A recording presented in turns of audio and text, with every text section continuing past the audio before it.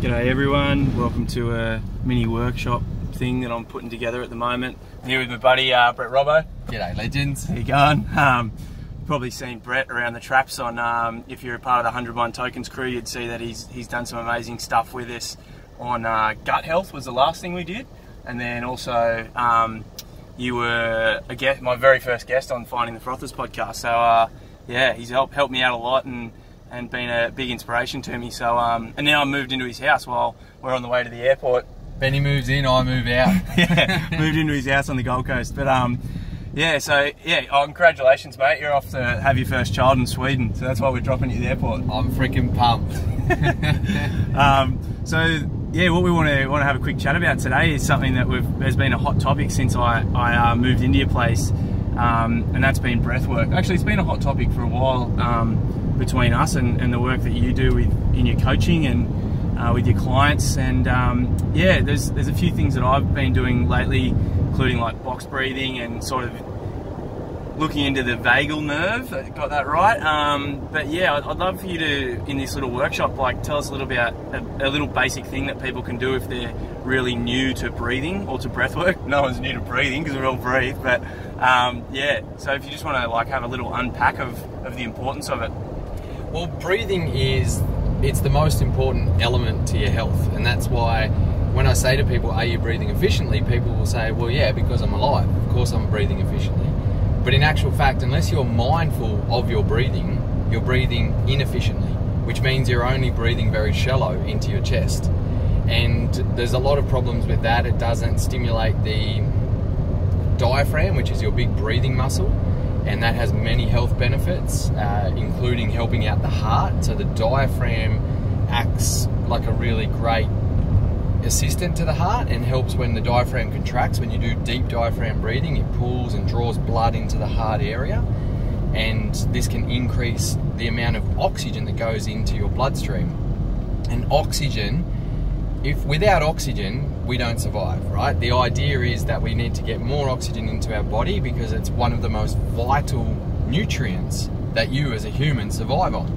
So you want to get as much oxygen in there as possible. When you use your diaphragm and you're helping get more blood into the heart area, you're helping get more oxygen in. Now this is vital for things like rejuvenation and repair, but also helping to stimulate the cleansing of the body from a nutritional aspect.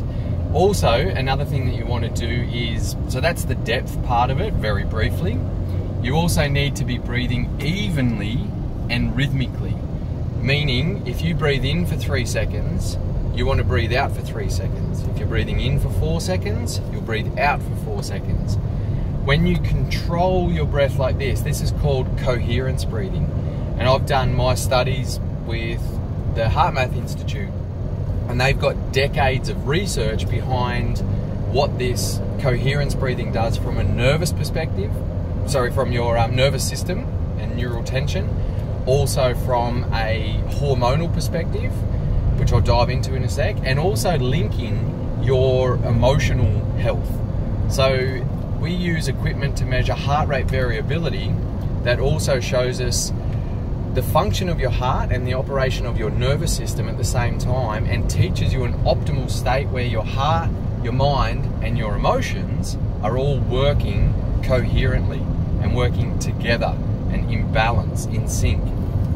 So the simplistic aspect of coherence breathing, just to get even and rhythmic, sometimes loses people because they think, oh, if it's that easy, it's boring, I don't get this big shift of feeling amazing, and it's not like holotropic breathing where it takes me into another state. This even rhythmic breathing is the stuff that you want to be doing all the time, because when you choose deep, even rhythmic breathing, you choose your health. And if you want to enjoy every day of your life, whether you want to live to 60, 80, or like me till 110 and be running when you're 110, you want to be choosing your health every day in whatever capacities you can.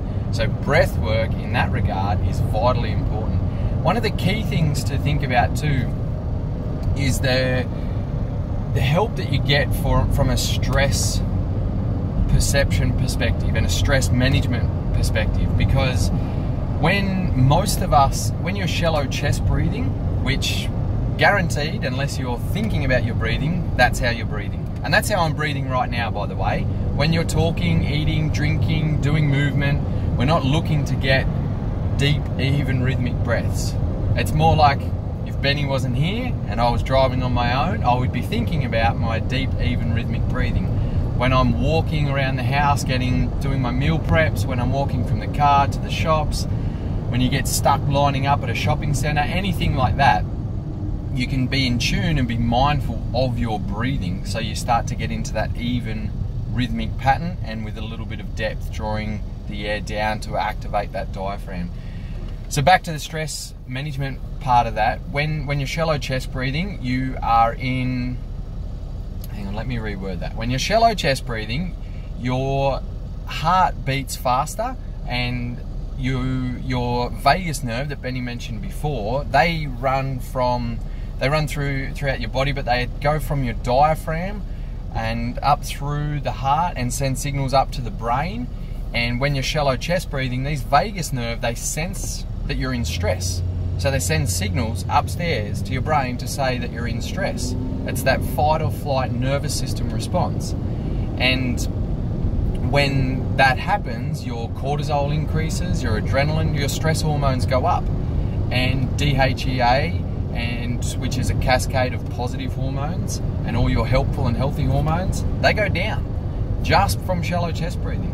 So when you can change your breathing to go with depth, even and rhythmic, you can then shift and drop your cortisol levels.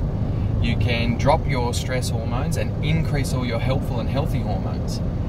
That in itself is so empowering for people, because we live stressful lives based on the fact that if you're just shallow chest breathing, it's causing stress in your body, let alone everything else that's going on. So don't get lost in the simplicity of that even rhythmic breathing. And I coach this to people, and it's actually tough because you've got to be mindful of it, and you don't want to breathe in where it's trying to fill everything for that 3 seconds or 4 seconds. You actually want to try and get to 6 or 7 seconds each way to really get the maximum benefits, to shift that nervous system from the sympathetic to the parasympathetic state. So from the stressed fight or flight state into the rest and digest nervous system state, where it's much more rejuvenating.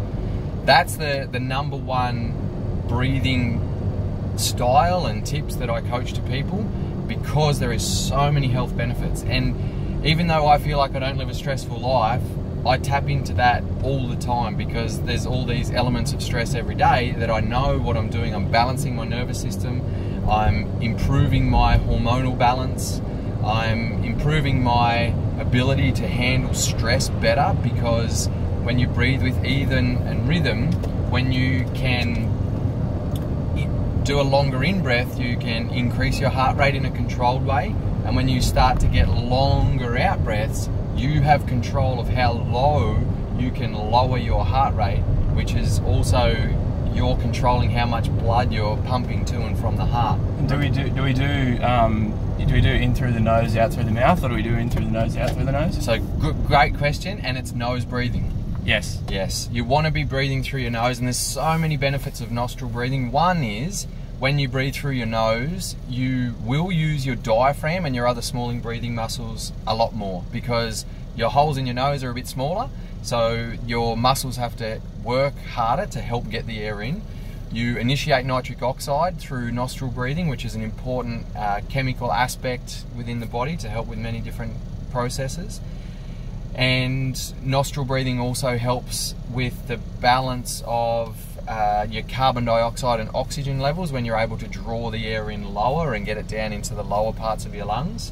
So people think that mouth breathing is good because the hole in our mouth is bigger than the hole in our nose, but in actual fact, the more your mouth breathe, the more carbon dioxide you dump out and the less oxygen you're getting in. So when you're breathing through your nose, you're not getting that on a general daily basis. Awesome. So, mate, we've got 30 seconds in this 10-minute workshop.